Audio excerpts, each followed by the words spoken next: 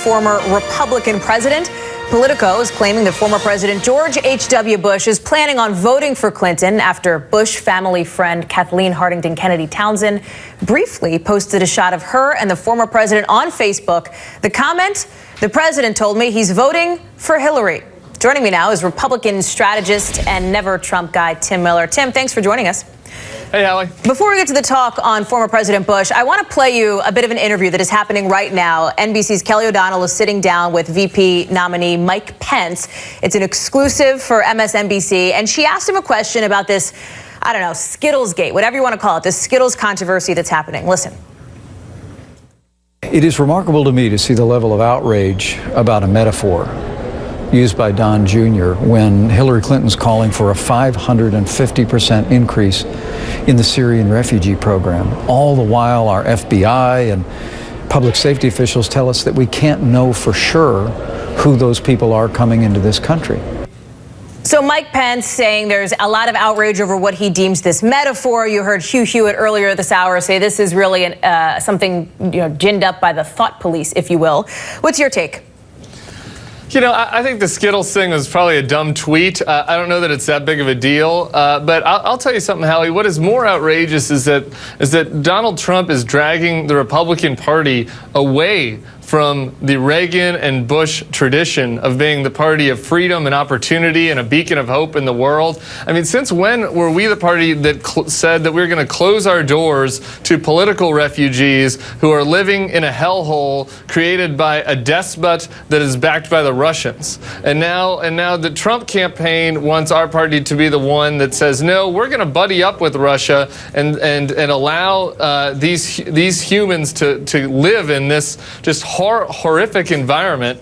I think that is really disturbing. It's out of the tradition of our party and this great country. And I think that's a bigger problem for me than the Skittles tweet. But frankly, Tim, that is something that does seem to be resonating with Trump's supporters. He's tapping into what some feel, the fear and anxiety that folks around the country do feel about this.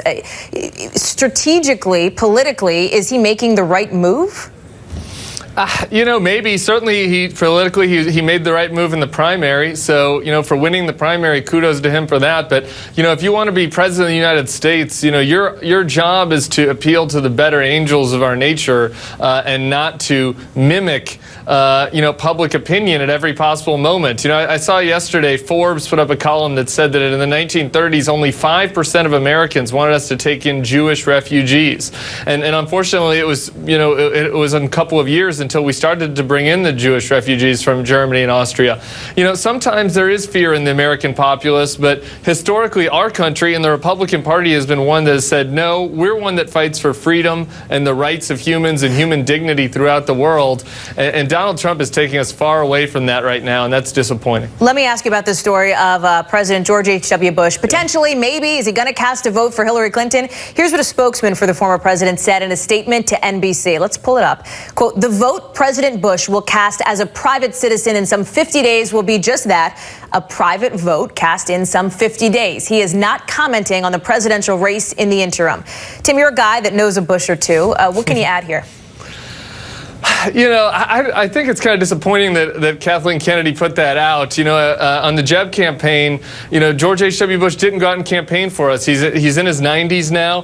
Thank God he's still in good health, but he's not really in a condition to be in the political back and forth. Do you think she took advantage of him? Yeah, well, I don't know. I don't think that he wants to be. I certainly don't think he wanted her to put that out and to speak for him. So I think that's kind of disappointing.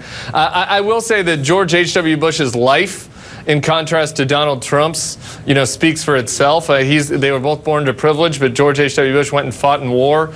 He was shot down. Donald Trump said that sleeping around was his personal Vietnam when he skipped the war. And then George H.W. Bush dedicated his life to public service and worked hard to free people behind the Iron Curtain. So I think this is a man that deserves a lot of respect. I think he'll vote his conscience, and I'm not going to speak for him. Republican strategist and former Bush 2016 campaign advisor Tim Miller, thank you. Thanks, Allie. And a reminder that the first presidential debate is coming.